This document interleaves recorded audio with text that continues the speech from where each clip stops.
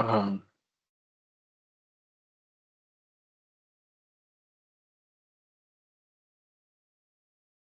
I think Some I'm sorry. sense. Yeah, Yeah, something happened. something happened where my mic went and I didn't even touch it. But anyway, sorry about that. okay.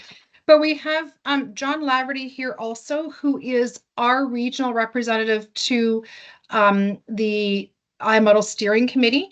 And that is a committee that Ileana is going to get into in the presentation, describing what that role is. John is here as a supporting role today and to help us with questions that you may have. We also have some representatives from the WRSL who will be our league operators. I believe John Rowe is here, and I'm not sure if anybody else is here as well from the WRSL. So other than that, those are the people who are participating, and I'm going to pass it over now to Ileana. And you are mute. Okay, I'm unmuted. I think. All right. Well, it's great to see everyone. We got a really good turnout so far. I'm sure Lewis is continuing to let people in as we go. Just a couple of things ahead of time. We will go through this presentation, hopefully fairly quickly. Um, and we'll ask for questions at the end. So if you can just jot down your questions, and that would be great. And then we can certainly try to address whatever we can at this moment at that time. Um, in terms of who's here today, so I'll just get an idea. I don't know if you guys you're all blacked out, but I'm hoping we have a mix of coaches here today, technical directors, club reps, so a mix of all people across all the districts in the region. So welcome to everyone. So Lewis is controlling the presentation, so I'll just tell him, next slide, please. Thank you. So we have I'm the remote control. um, so we have a little bit on the agenda today, and basically we're going to start off with a bit of a background, where we are right now and where we see us going in the near future. Um, we'll give a chance to go through a comparison of what the iModel is in compared to the old regional WRSL. We'll talk about who can qualify, how does this iModel work, and also about the evaluation and next steps. And then at the end, like I said, we'll have time for questions. Okay, next slide there. All right, so just briefly, as Karen did mention, the Western Regional Soccer League, it's WRSL, is the current, or was the current as of 2024, regional league within our area. And it did consist of Essex Soccer, EMSA, Lambton Kent, Southwest Region Soccer, and of course, the Sioux youth teams. And we just want to highlight the Sioux today. They are here, even though they're not the 4 districts. We include them in being the 5th district right now. And I'll just start off by saying right now there is sort of we don't know yet from Ontario Soccer whether or not they will be included in terms of getting an allotment spot here, like they have for so many years at WRSL. So they are here today in attendance and waiting to hear from Ontario Soccer of how their teams will be placed. Um, in a nutshell, in the spring of 2023, the 4 regional districts created a working group made up of the board of directors, district presidents, and OS representatives. And the idea was to really take a look at what the current WRSL model looked like and how do we rejuvenate it? How do we make competition more the forefront in this regional league in our area? And so, the 4 districts got together with Ontario Soccer, who, was talking about this pilot project called the iModel. So it was presented to us as in terms of, you can certainly in your region, pilot it. And for those who want a little bit more understanding of what a pilot is literally like a practice time, and it's a year of trying out a new model and testing out whether or not this might work and what could be used to improve it and how can we change it or what do we like about it. So it was presented to us as a pilot project and encouraged us in our region to use it moving forward. So at the time, the 4 districts were in agreement. Everyone had to agree. And I say 4 only because the Sioux wasn't included as being a decision maker in the ability to move it forward. However, we do recognize that they were an important role in WRSL, so their opinions were certainly taken in. In terms of the iModel project, when the 4 districts got together with the Sioux, it was decided that we would proceed with it. At first, it was a discussion of whether or not we can do it for the 2024 outdoor season, and that became quite quick of a turnaround. So we decided as a group that it was best to maybe just move it forward in 2025. So that's where we're sitting at now. Thanks. Next slide.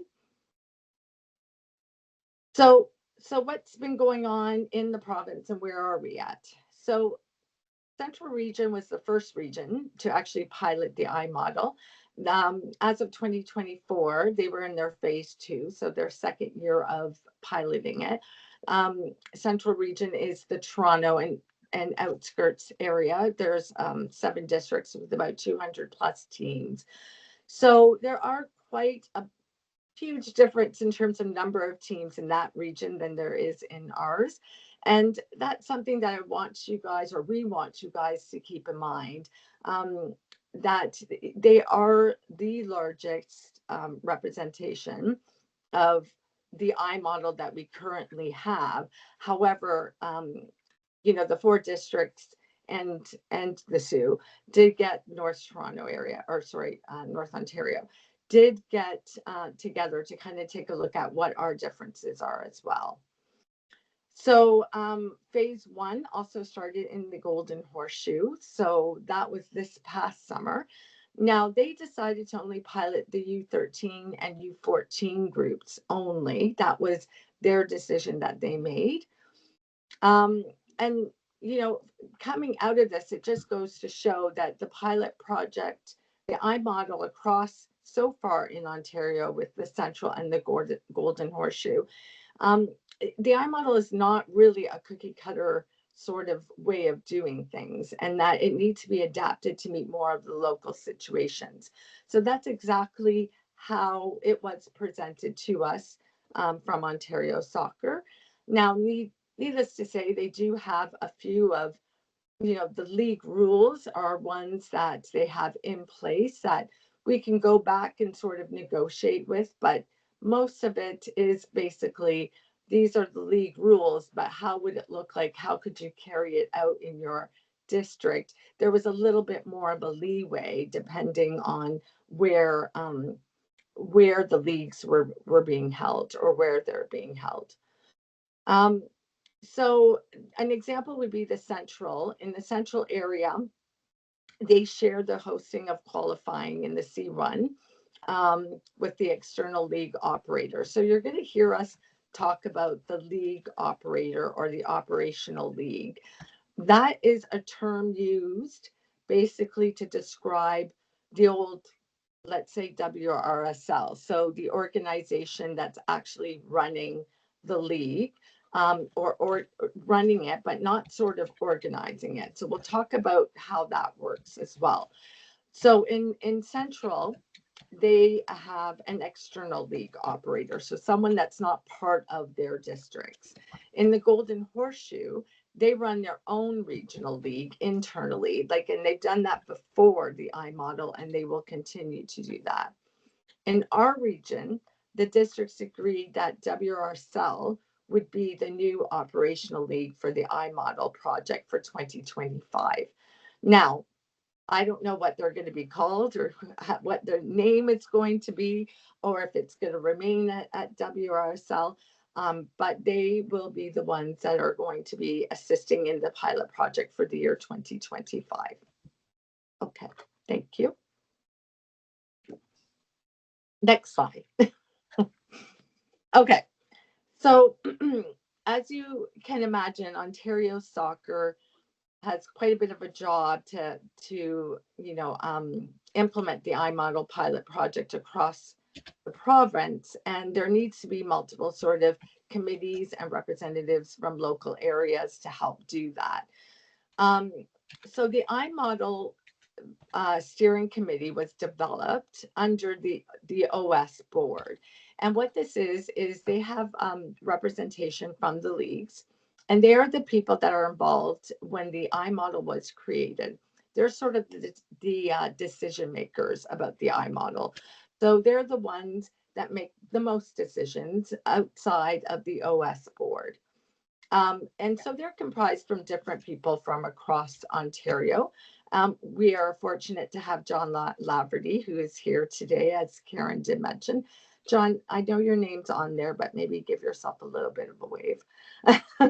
So John was the former president at EMSA and is known locally in this area for his work with regional as well. So we are very fortunate to have him represent all of our districts in the area.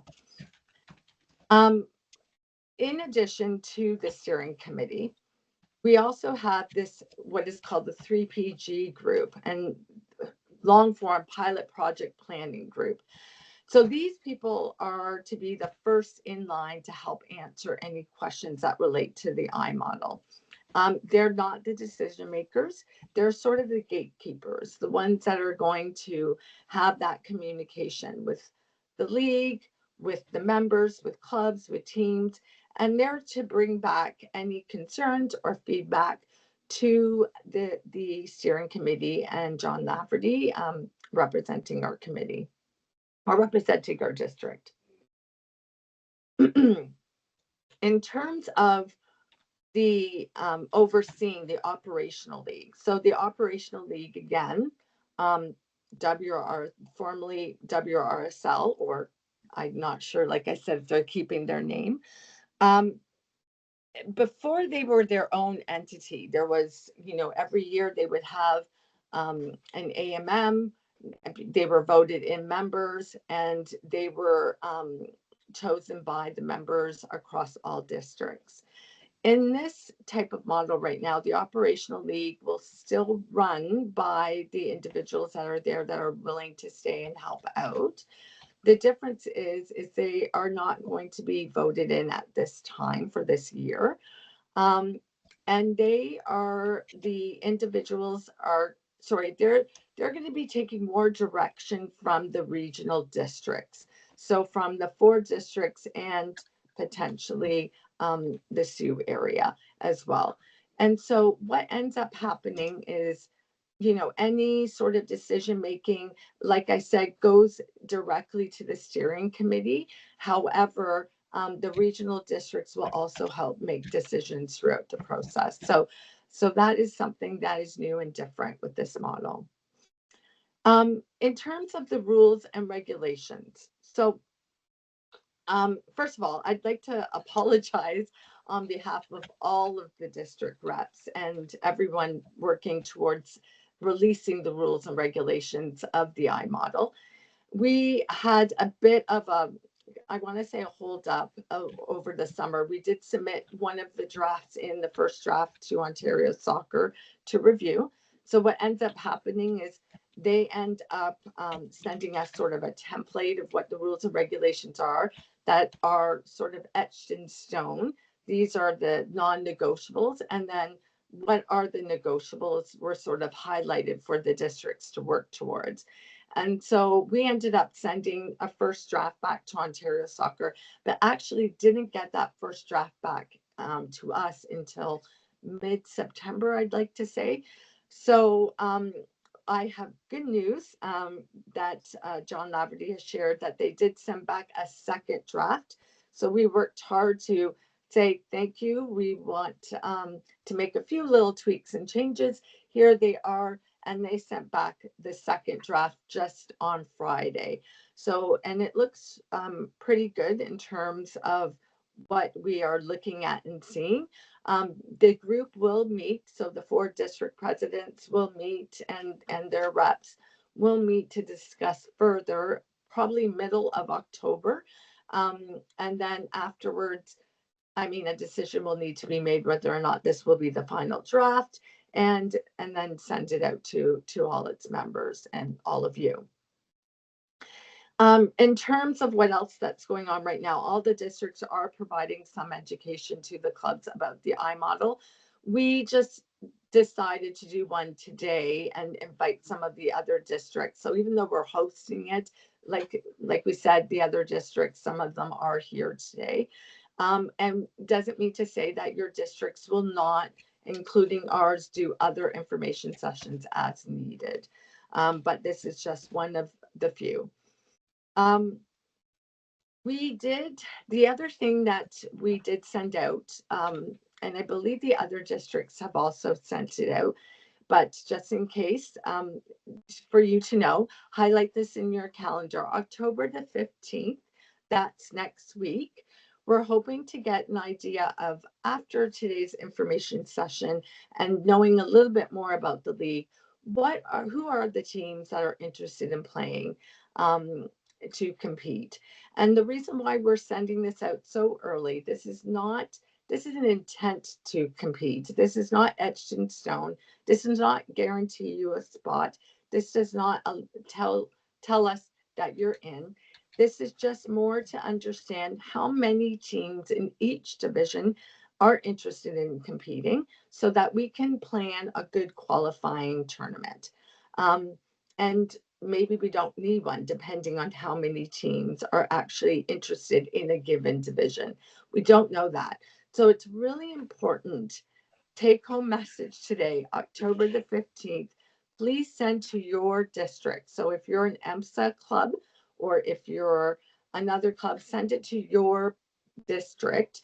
And I'll go over what you need to send, but definitely the team name, the coach, in the division, of course, where you'd like to compete. And that's October the 15th. Okay, thank you. Next. Okay, so we're just going to talk a little bit about the comparison of the iModel to WRSL. Now, because the rules and regulations have not been released, we wanted to sort of simplify things by giving you sort of a comparison of both. So that way you can understand that, yeah, it's not that different from what we're used to, but there are some things that may look different. And again, we've done the best that we can without releasing the rules and regulations, but certainly if you have any questions, like I said, please save them and we'll try to answer them at the best that we can at the end. So for WRSL for the 2024 season, we were looking at, there was usually, well, I think all of them had one division consisting of 8 teams. Now, not all divisions had 8 teams. Some of them had less, of course, but there was only one division that was sort of running per age group, both male and female. In the iModel, you'll hear us talk a little bit of 2 divisions. One is called the C1 with 8 teams, and the second is called C2. And that C2 is a division that's added to the C1 if there's more than the 8 teams in C1 that can compete and want to proceed to or should proceed to a C2 division. So there are 2 divisions that can be offered per age group on both male or females. Now, doesn't mean that we're going to necessarily use 2 divisions. It will all highly depend on how many teams under each division there is an interest to play.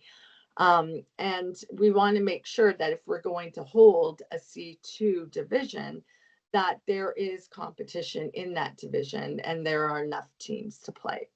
So again, There is a chance we could have 2 divisions under the same age group, under the same male or female.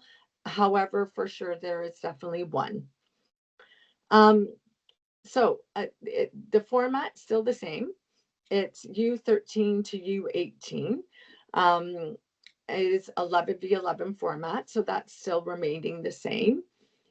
Registration deadline traditionally at WRSL was in January, and it was roughly around $600.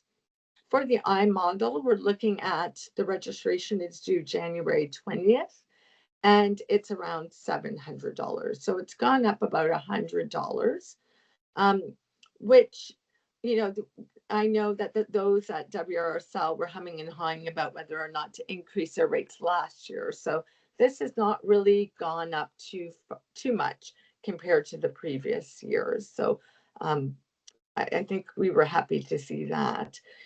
In terms of the qualification, and we'll talk more about what that's going to potentially look like in some of the other slides. WRSL didn't hold a qualification. They would have a promotion and relegation system. And then they would do what is called a kickoff cup. And that was just a chance for all the teams to play at the beginning of the season and kind of get their feet wet in their division. So their division had already been made, teams had already been registered, that sort of thing. In the iModel, it's a bit different. It's a lot different, actually. There will be a qualification preseason if it's required. And when we say if, what we mean by that is if the C1 has greater than 8 teams in that time, then yes, there would be a qualification season. And then that qualification season will determine who makes that C1 level and who needs to go down to C2, the second division, or if there aren't enough teams, would they go back to their district leagues. So that qualification preseason, right now, we are saying that it needs to be played prior to May 15th. That is not the date. I repeat, not the date necessarily. That decision has not been made. Excuse me.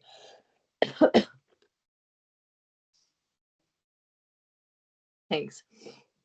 Sorry, that decision has not been made in terms of the date, but it can be as early as end of April to beginning of May. And it's going to be based on how many teams are interested to qualify, and certainly field availability. And we'll go, like I said, we'll go a little bit more into that in some of the following slides. The start season in WRSL usually started around mid-May, early June, really depending on the weather. In the iModel, again, season's probably going to start around the same time. And again, it's going to be determined on weather, but also as the amount of teams. So again, if it's a C1 and a C2 that's being offered, we have to fit more games in. So that may play a role in terms of when the start date is. Okay, next slide. In terms of the season ending, right now, WRSL, it's about mid-September. I know it's a bit later this season, partially due with the weather and the fields being rained out. In the iModel, we're looking at the last date potentially would be September the 28th of 2025. So if you did attend any of the previous iModel presentations done by Ontario Soccer, the Central Region is currently playing up until I believe the mid or end of October.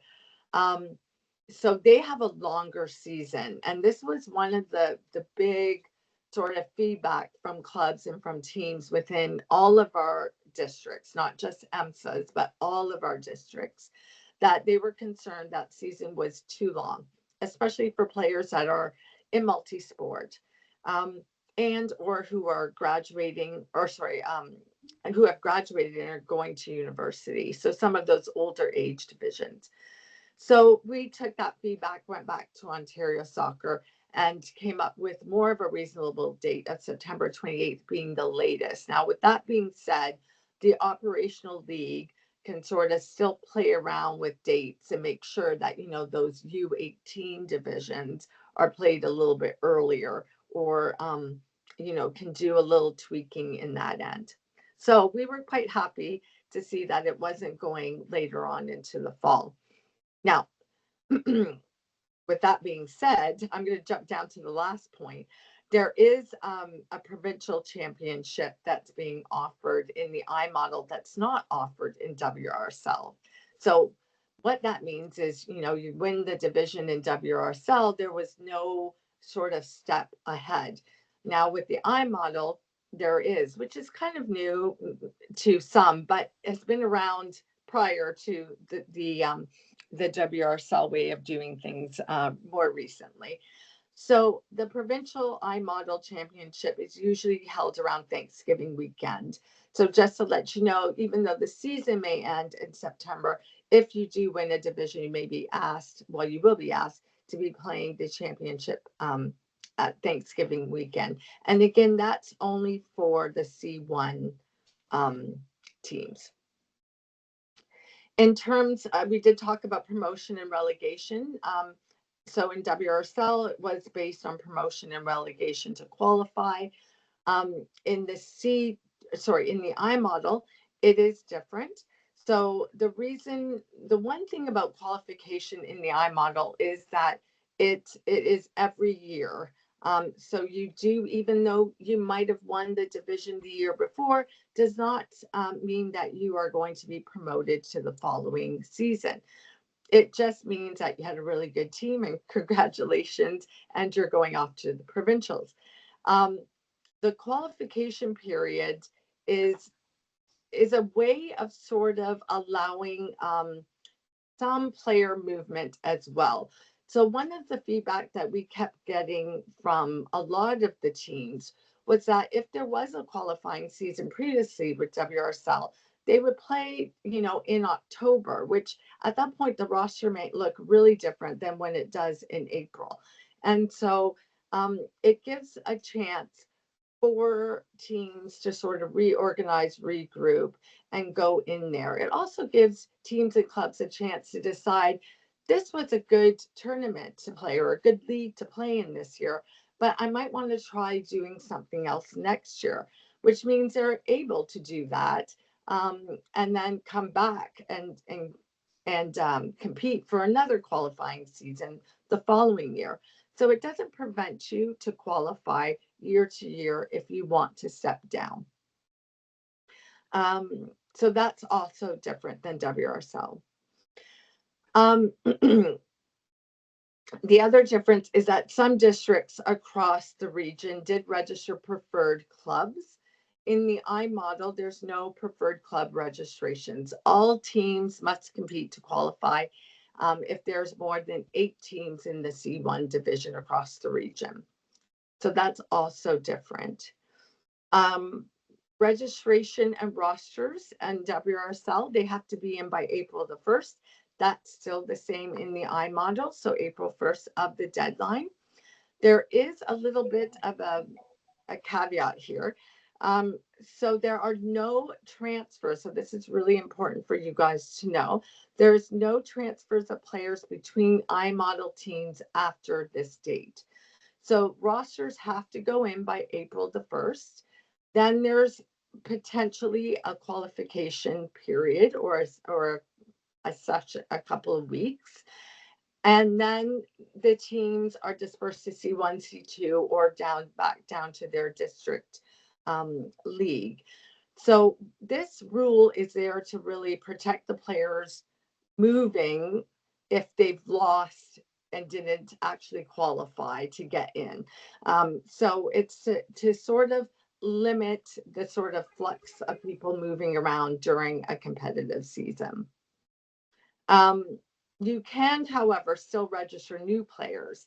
that are not within the iModel teams after they compete. So if they didn't register by April 1st with iModel, they are still able to register with the players. I believe it's July 31st, usually. Okay, so that's just a brief comparison. We're going to probably hear a lot more with questions at the end, but it gives you a little bit of a lowdown there. Okay, next slide there, Lewis. Thank you. Okay, so the minimum criteria. So who can qualify, basically? So basically, a club that can qualify needs to have a minimum of a quality soccer licensing, and they have to be in good standing with the district. So for all those clubs that may have some outstanding dues or even dues with other leagues and it's come back to the district, please pay up your dues and please make sure that you're in good standing before you submit in your application or your registration. A head coach. So the other criteria that is required is the head coach needs a minimum of either an Ontario Soccer Grassroots diploma or higher for head coach, which is a C license, for example. So basically, we're looking at the head coach to have the qualifications to be certified and have the qualifications to actually coach at this competitive level. The assistant coach, however, I believe they need Soccer for Life or higher for the assistant coach, and that still remains the same. And then just at the bottom, there's some notes about the C license and so forth that you guys can look through. And I'm going to just mention right now too, we did at EMSA send out, we're hosting a grassroots diploma course currently right now that's supposed to be in process. I don't know if some of you coaches are attending that one. We did open that up to all of the districts set in our area. The idea is really we want to make sure that everyone gets the same opportunity. And so we did host this grassroots diploma and hoping that potentially we can host another one the following season. Okay. Next slide. Thank you. Okay, so I'm going to go into a little bit about allocations, just because it's going to look a bit different as well than WRSL. Put this on a separate slide only because there was going to be some discussion around this, I'm imagining. So let's talk about it a little bit. So right now, there is an allocation of spots similar to WRSL, but the allocations are actually given to us by Ontario Soccer yearly, and they're formed from a formula that they're using from the previous year's competitive player registration within the district. So they're taking our numbers from the districts. Each district has their own registration pool of competitive players, and then they're basing it the following year with this formula of how many spots were allocated for the following year. So for the 2025 season, right now, it looks like we have Essex County has 1 spot allocated. EMSA has 3 spots. Lambton Kent has 1 spot. And Southwest Region has 3 spots. And as I mentioned before, the Sioux teams, we're still determining whether or not they have an automatic spot as previously provided in WRSL. So whether or not they do have to play the qualifying season is still up in the air. So that's sort of right now the breakdown. Next slide. Okay. So how does it work? So the teams, what's also different is that prior, the teams would register, the clubs on behalf of the teams would register their teams with the operational league, which was WRSL. The way it's working now is that, or will be working, is that teams will register with their home district. So if you are an EMSA team, you're going to be registering with EMSA, and so forth. If a district has more than 6 teams in an age group, so this is where the importance of the questions we're probably going to get is coming from. So if a district has more than 6 or more teams in an age group, they can run their own qualifying. If less, they combine with another district. And the iModel Pilot Project Planning Group, or the 3PG, will assist with that. So the qualifying season is run by the host district, and whoever that host district is, if it's combined, will be determined. And that host district will create the schedule, work with clubs on accessing the fields, and they'll schedule the MOs, so our match officials. The C1 teams will move into a new group. Those teams that do not qualify, like we said before, they can form the C2. Now, again, this is going to be flexible in our local region because we don't know if we're going to have enough teams to be playing the C2, which at that point they will need to be moved to play back down to their district league. So the league rules, the fees, the match official fees, etc., they're all set by the iModel. So it's all consistent across its region. So that's the other consistency that is going to be in place. Okay, next slide. Okay, so I'm going to give you guys a hypothetical example. So there's 4 districts. We've excluded the Sioux teams in this one because we're still thinking they might get an automatic spot. We don't know yet. So this is just an example. The 4 districts. It's a U14 boys division. District A has 6 teams. They run their own qualifying. So their district runs their own qualifying way of doing things. Again, they're doing that to let's say it's EMSA, for example. EMSA has 3 spots.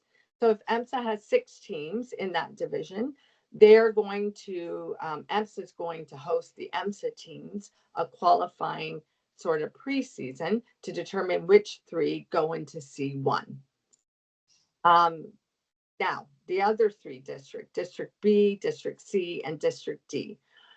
So let's say they don't have enough to play the 6. So 6, District B has 3, District C has 3, and District D has 2. In this case, District B, C, and D will combine and they will have their own qualification sort of tournament, which at that point, their allocated spots are also combined. So they no longer will have 3 or 2 or 1 allotment spot. It will be determined based on how many spots are left available within the division itself. So I know we're going to get a lot of questions about that, but if you can kind of think ahead of time, or think about what's happened in the past. So in the past, we haven't always had 6 to 8 teams. Well, we've had in some divisions more than 8, but rare having more than 8 teams actually compete across the entire region, so across all 4 districts. So if we do have more than 8, then yes, we'll have to do some sort of qualifying season. Now, if it's, I don't know any district, including EMSA, that's had 6 teams in one age division or one like per gender. So for a female or a male group. So the 6 teams is a lofty number up there. Just to say, it looks like it might be more realistic to say that all 4 districts will be competing in the same qualifying tournament if there is more than 8 teams interested to play C1. That's sort of our prediction. But again, that is a prediction. That's not etched in stone. And that's why we're asking you guys to send us who's interested in playing under each division by October the 15th. Now you can see, based on just this slide, how important it is to plan if we can get those numbers in. Okay, next slide. So it's a pilot project, like I said before, and pilot projects are learning opportunities. Things can change, and it's based on evaluation.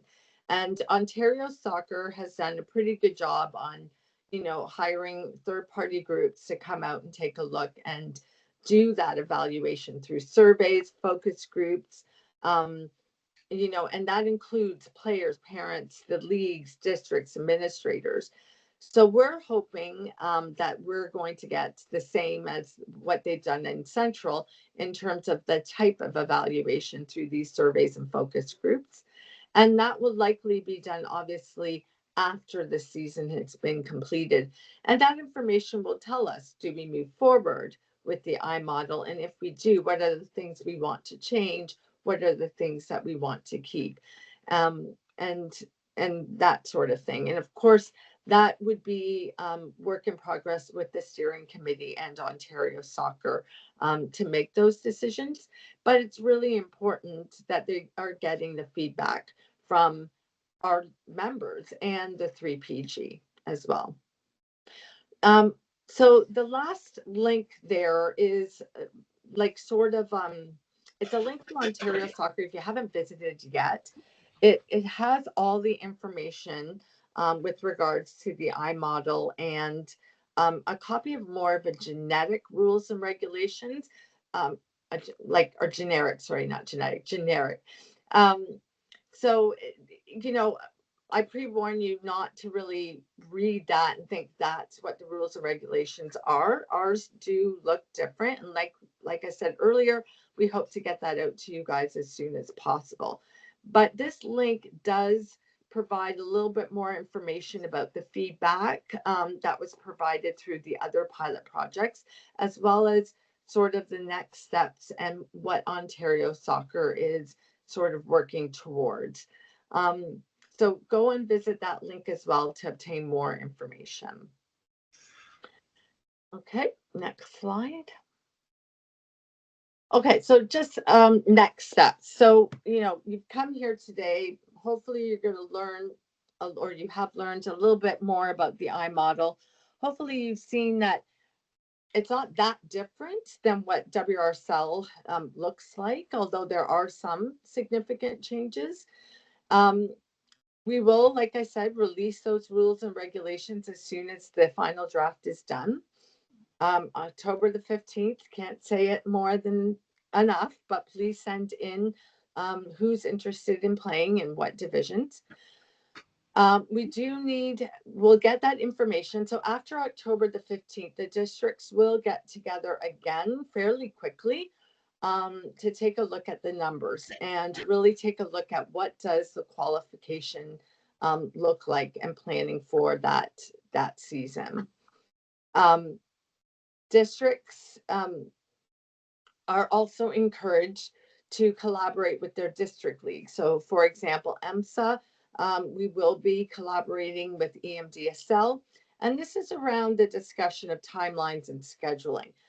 We are aware that if clubs are playing in the qualifying tournament and unfortunately do not get into play, so if they don't make it into a C1 division and a C2 division is not offered at that time, they do have to go down. Teams will have to go down and play district.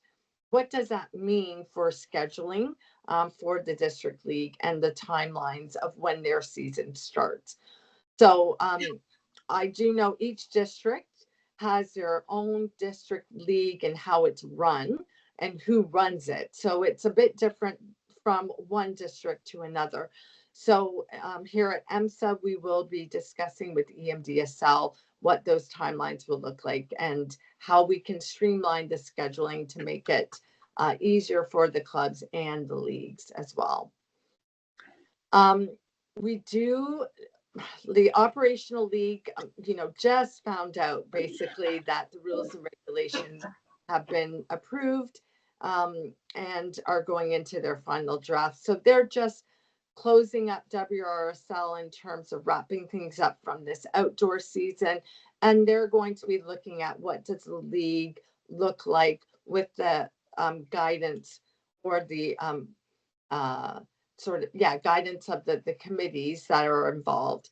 So in terms of that information, we're hoping that the operational league and 3PG and the steering committee will provide more information in the near future of what the league is going to look like specifically and who they are, what they're going to be called, and so forth. Registration deadline across all the districts is January 20th. So also put that down in your calendars as well. January 20th is the registration deadline.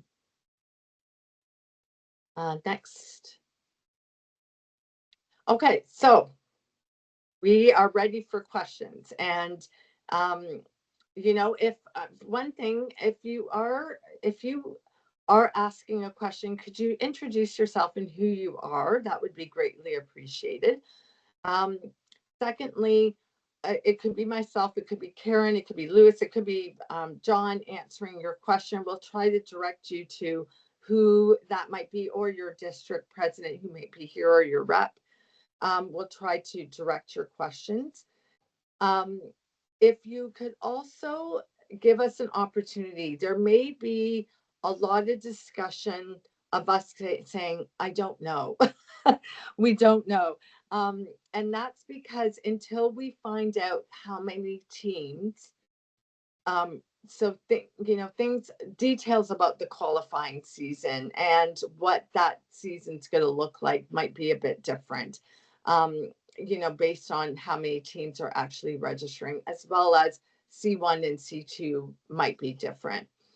The other thing that I didn't mention earlier that we should probably bring up is that in the iModel, there's also a period of where clubs, it's sort of like the league takes a vacation, like a period where the clubs can have like a time to sort of not play any games and focus on other things, whether it's vacation, school exams, and so forth.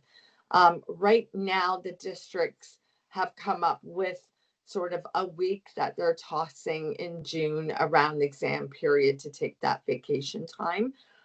But we don't know for sure. That's not etched in stone. We may actually go right through the season. We may not. So again, that's a bit of the unknown still. Okay, I've talked enough. So I want to thank again everyone, but let's hear what you guys have to say. And yeah, Lewis, I'm trusting that you're going to go down. Yeah, Terry, please introduce yourself, Terry.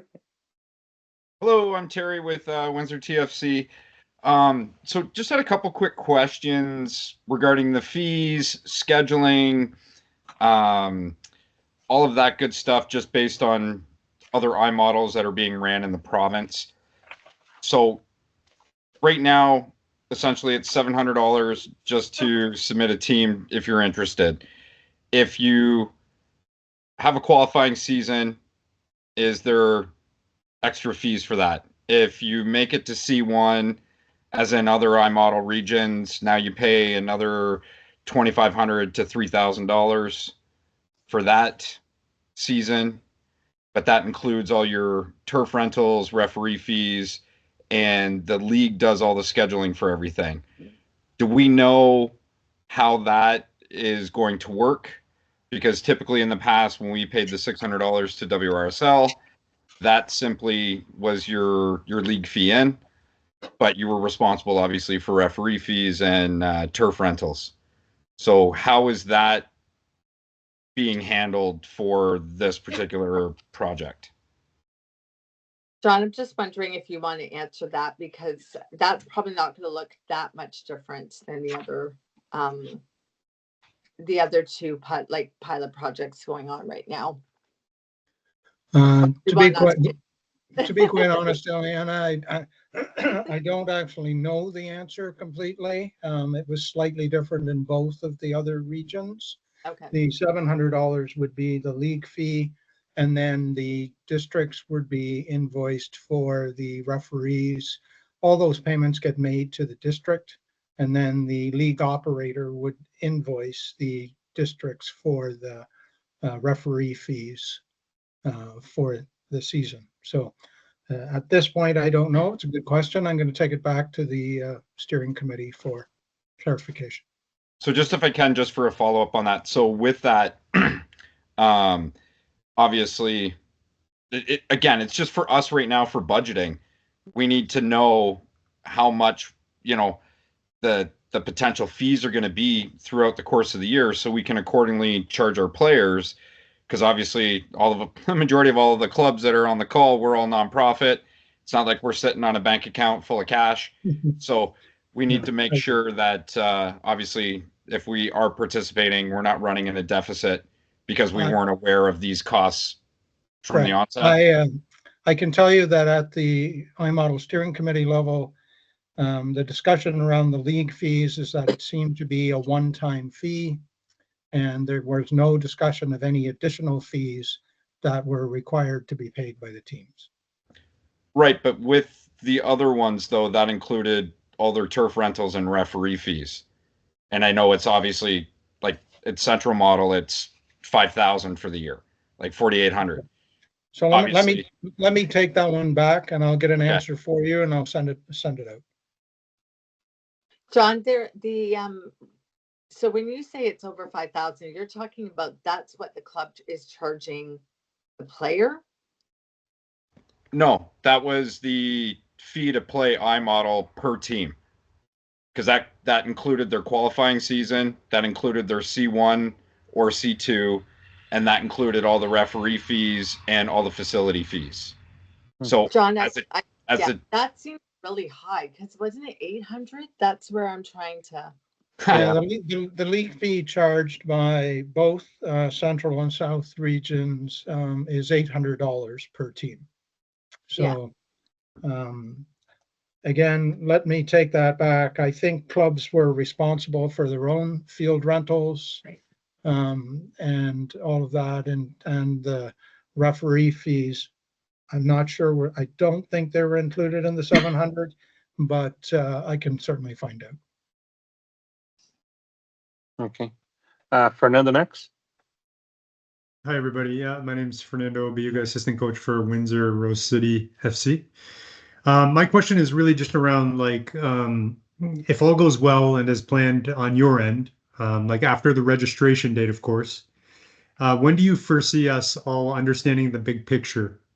So in other words, how many teams are participating and really kind of what it might be looking like into 2025?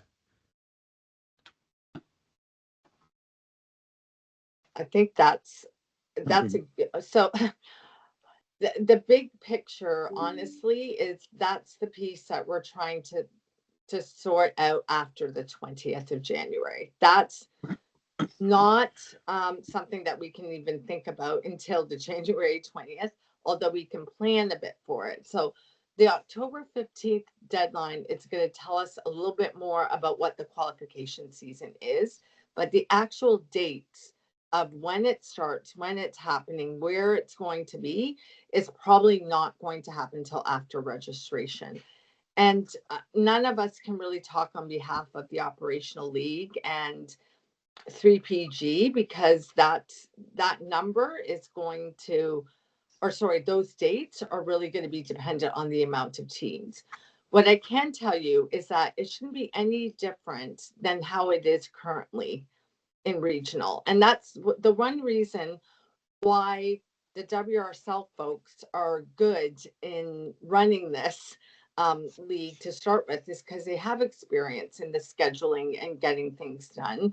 And working with the 3PG and the steering committee is just new to them, but they have experience. So to me, I'm feeling like it shouldn't be that different in terms of the information that you have gotten now to where you're going to get it. I mean, do you get all that start date, end date information in October? No. No. You usually get it after January when the registrations come in. So Yeah. it's probably going to be around the same. Okay. And No, just- thank you. And just to go back to your point, Fernando, one of the reasons, Okay, I'll have to call you back. I'm on I'm on a meeting right now. Okay. one of the reasons that we can't give you any more concrete information, obviously, and I think Ileana's already talked about this, is that, if we don't have 8 teams in a division, if we have less than that, then those teams presumably will go into C1 and we won't have to do the qualification season. So that, we wouldn't know that. We can probably have a better idea of when the start date for the season would be, rather than whether we're going to have a qualification season. But that also speaks to Terry's question about fees, because we can't talk about fees because we don't know in each division whether we're going to have a qualification season. But John will endeavor with respect to fees to go back, because with WRSL right now, the Kickoff Cup, I believe the ref fees and the fields are covered by the registration. So we'll have to have a look at that. But as Ileana said, we can't, Fernando, give you an exact idea of what is going to go on as far as when we're going to do the qualification season or whether there's going to be one.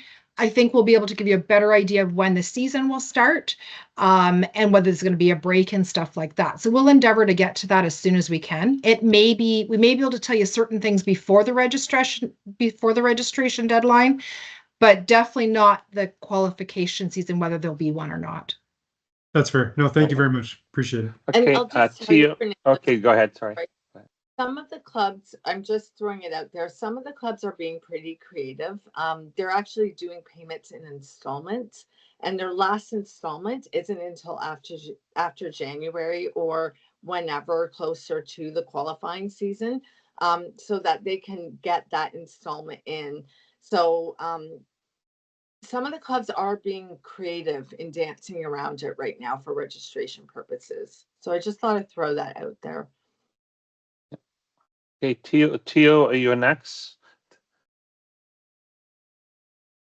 Tio, are you there? You have to unmute yourself.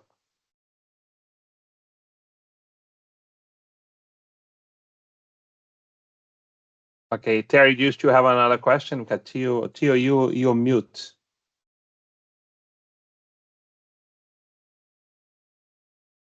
Okay, can you guys hear us? Yeah, okay. Angela De Canido, next, please. Hello, thank you. I'm with Alliance FC. My question is around, planning for events in April. Like, there's a number of tournaments we typically do in April that require sometimes registration as early as, December. But I'm getting the sense that if there's a qualifying season, it could be in April. So it'd be a little risky to start booking events in April. I guess that's another reason, like, the sooner we know if there's a qualifying season, the sooner we could plan some of our preseason events, which we typically do, in April. So I would just throw that out there. And also, and my understanding is there'll be less maybe tolerance for rescheduling games in iModel. Is that correct? Like, in terms of having to reschedule a game for an event?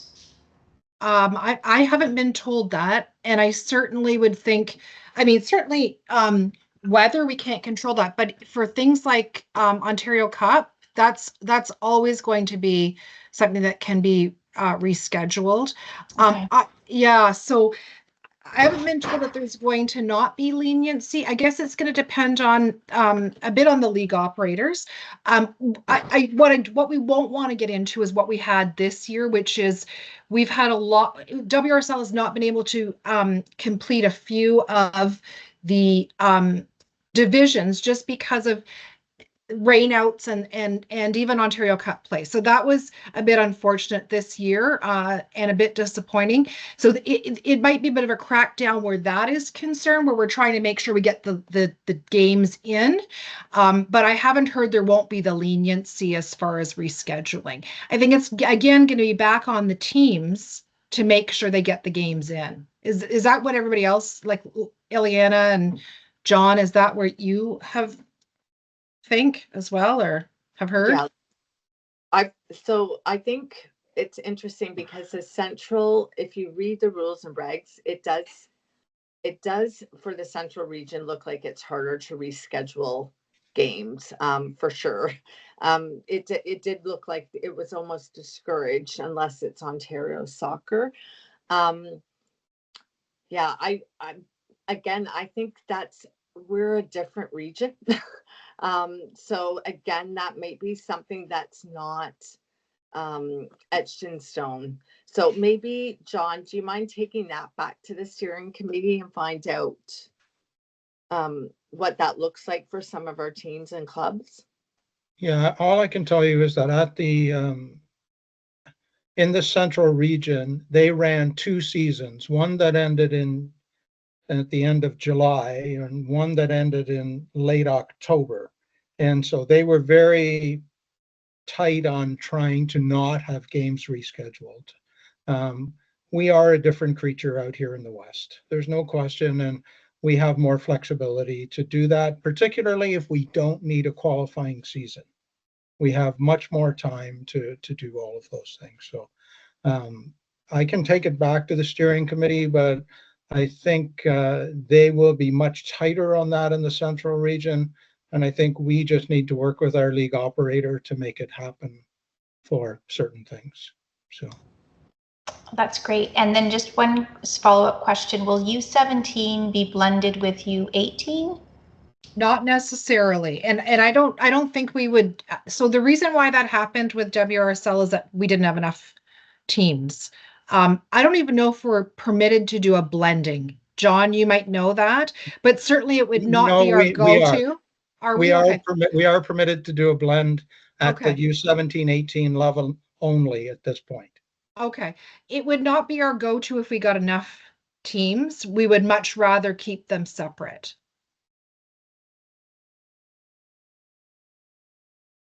Mind you, I'm speaking on behalf of the league operators as if I'm the league operator, and I'm not. So, but I just, knowing sort of how things are, it would be better if we could to run a U17 and a U18. Yeah. Karen, I have a question here from Terry. I think he Sure. could not speak on his microphone. So Okay. he put in a chat, will that be included in the rules and regs level as in the other regions iModel agreement for scheduling?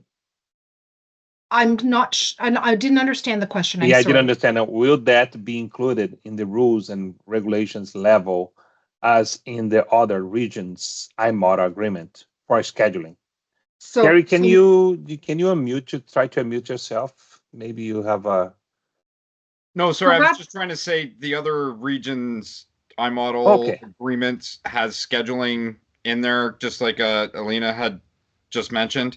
Mm-hmm. The central region doesn't allow rescheduling. It's only to come from Ontario Soccer, just like OPDL, so that the region does not have control of that. But it's in the rules and regs for those other regions. That's what I'm trying to say. If we are going to have flexibility, we need to make sure that's included in the rules and regs before those are signed off. Yeah, that's because it gives us, that protects us as a district. Yeah, that's totally understand. Because we wanna be able to control the iModel as well. So, John, we're still in draft, right? So it's. I know. Yeah, it's a pilot, guys. Steve, you're next. Hi, this might be a 2, maybe 3-part question. So, Steve Mazuka, Sioux Soccer Club, Sault Ste. Marie, Ontario. Forgive me in the past. The Sioux Youth obviously has always had teams allocated spots in the WRSL. And to my understanding, the iModel Western region will pretty much mimic the same process of number of teams and so forth. And you may have answered the question, but I know there's specifics regarding number of teams per division. So, for example, 8 is the number. If it turned out that there's, for example, 16 or 17 or 18, pretty close to the threshold of being 8-8, or maybe 8-7, or possibly 8-6, would there be any consideration for a C1, C2 under those circumstances? Yeah, yes, right? That's what we were, Mhm. if there's that many teams under the age divisions, there would be a C1 and 2. So there would be like 8 in C1 and 6 in C2? That's right. Yeah. It's Yeah. 8 is the maximum in C1, then everyone else would be playing in C2. But where traditionally this region, we didn't have enough numbers to even always fill the first division, right? And the actual division that was WRSL. So we don't know, like, I mean, how many that C2? That was a question I was speaking to John last week. John, you and I had spoken about it. What's the minimum number of teams in a C2 to offer a C2? And we didn't have that answer. So that's still the unknown as well. Yeah, because But let's put historically, it this way. We're not going to run one with 4. I wouldn't think we would run one with 4, because every time with WRSL, we had to get special dispensation to do that. But I mean, I could be wrong. I just wouldn't see people traveling distances to play a team so many times over the season, because we've only got 4 in a division. But John, you may know more.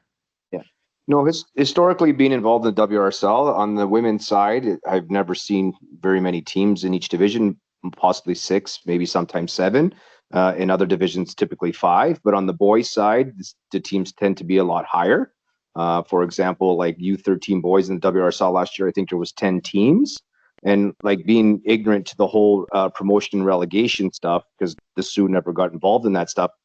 What was the number of, if there's 10 teams that were added, was there any teams excluded? Is that 10 the number of teams that actually registered, or those are the 10 teams that were promoted, relegated?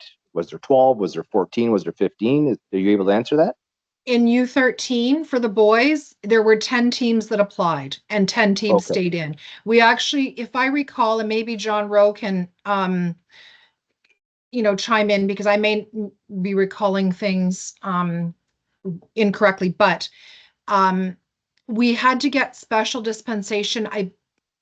Maybe we didn't, because it's WOISL, and so the 4 districts made the determination.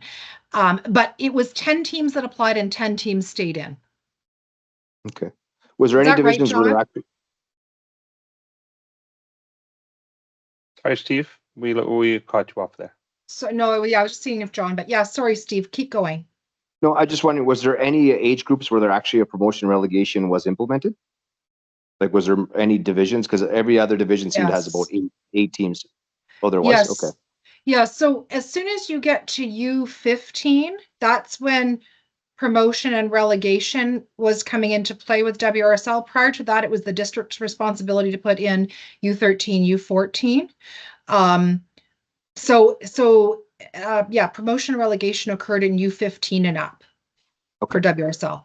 Yeah. Can I just go back? I'm sorry, Steve, are you finished, or do you have any more questions? No, I'm good. Okay. I'm good. Thank you. I just want to go back to the rescheduling of games. I'm looking at the rules and regs as I have them, and it says all rescheduled games must be played 1 week prior to the championship. So that alludes to the fact that we can reschedule games. Yeah. If a game is postponed for any reason, the home team must provide reschedule fixtures to the respective league within 7 days of the originally scheduled date. So it goes on. So I don't see a thing where it says you can't reschedule them. We'll look into it, but I just wanted to sort of say there's a little bit of more information there, and it's not an outright you can't reschedule. The fact that it says if all games that are needed to be rescheduled means there is an ability to reschedule. Okay. Thank goodness a lawyer in the group. I have I'm gonna read. Theo having issues with his app, so I'm gonna read. There's a question that I know is gonna come at one point. Theo's question is aimed at the player eligibility. Given some organization has OPDL teams And how does Ontario Soccer ensure that OPDL players are not brought down for the regional tournament qualifier to secure a regional spot for the organization, then return them to OPDL? So, Eliana, do you want to go or do you want me to go? One of you guys. Well, I think, yeah, I think you're okay to go, Karen. It's Yeah. fine. If there's anything I'll add, go ahead. Yeah. So the in-season qualification, you are to have your team rosters in by April 1st. And it's that team roster that will be involved in the in-season qualification. And it's that team roster, so that team that will play in C1 or C2 or however. So there won't be an ability to call OPDL players down or it's that team. Those kids are registered to that team. So I think that's, I mean, I don't think that Ontario Soccer has to deal with it. It's the districts that will be getting the rosters. And if the roster, I think is it 20 that can be rostered, Ileana? I think it's 20. Yeah. 20, right? 20. Yeah. So So those 20 children will be, or those 20 players will be playing. They'll be the ones that are permitted to play. Yeah. And it has to go through the districts, but OPDL has to put their roster in. I think it's in March. There is an OPDL club here. They can answer that as well, but they do have to put in their rosters earlier than April 1st. So it's a bit different because our traditional qualifying season at EMSA was always in October, which at that point it was harder to determine. And it didn't matter if you were OPDL, I must say. It matters with every club. Your roster would look completely different in April than it does in October. And, in fairness to the OPDL group, it's that happens in other clubs too. So, the fact that the qualification season is now going to be in April, that makes it harder for any club to move around players like that. Yeah. And I just want one quick comment here. I know PDL clubs, they have what they call development players, and those players belong to the regional teams, right? So probably that's somebody gonna bring that question. What's gonna happen to those players, that developer players?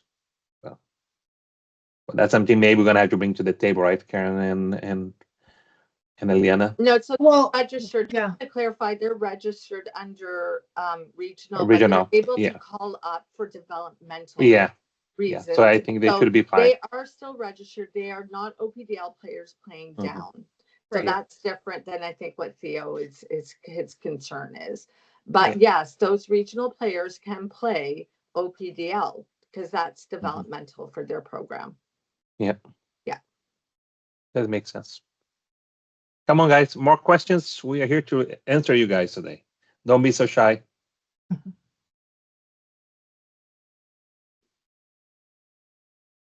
We have two of the best people in iModel here, Eliana and Karen.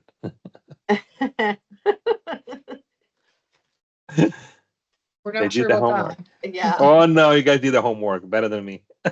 I just stay in the corner. Terry, go ahead, bud. Okay, so will oh geez. Don't be shy, you can talk. The ability for our teams, like again, the Sioux, Windsor, even teams coming in from Kitchener and London. A lot of times we would rework our schedules to play a Saturday match and a Sunday match, just to make life simple. I know with OPDL it's one game per week max. I know in one of the other regions the iModel is one game per week max. Is there any indicator in will we be permitted to accommodate that kind of scheduling? This is one we're going to come back to you on. I'm just trying to scan the rules very quickly. Yeah. But we'll definitely have an answer for you, Terry, and we'll send it through your district rep to you. Well, we'll send it out to everybody. Yeah, so I think that one, yeah, we don't have a specific answer, Karen, but I do know with our discussions with John Laverty, the steering committee, and OS, I mean, even including the Sioux teams, right? We have to do some flexibility around travel and how many games are going in. Right. So honestly, Terry, I would say again, region wise, I think we'll have more play, a lot more play than they do in Central, just based on the fact that our travel is that much larger, right? Like our area that we're covering. So I do think there is going to be more leniency towards what we're traditionally seeing in WRSL, where we can play around with some of those schedules. But like Karen said, she'll look into it a little bit more and make sure. But I can tell you that has been a huge discussion before. And we were always told it wouldn't be any different than how it looked like now for us. Yeah, the nice thing about iModel. Yeah, sorry, go ahead, Eliana. But I just want to make sure in the rules and regs that it's not limiting us. What Terry's saying. Yeah. And yeah, go ahead. Just another follow-up to that. Do we have any restrictions on turf surface that our iModel games are to be played like OPDL? And some other iModel regions where they can only play games on turf? Yeah, we don't have the restrictions. Yeah, that's No. so it's the same sort of leniency towards what our region looks like. It's more grass fields than turf. Yeah. We wouldn't be able to handle the iModel if we had to play only on turf. Although, mind you, we were in Windsor not too long ago. You've got a nice field at that college. Oh, yeah, college. it's beautiful. Yeah. It's just a matter of, again, costs. And that's the whole thing that, we need to, get transparency and answers on. What are the fees totally going to be at the end of the year? Yeah. Because the $700, obviously, that seems way too little. Right? So, just saying. Yep. No, fair enough. Okay, more questions?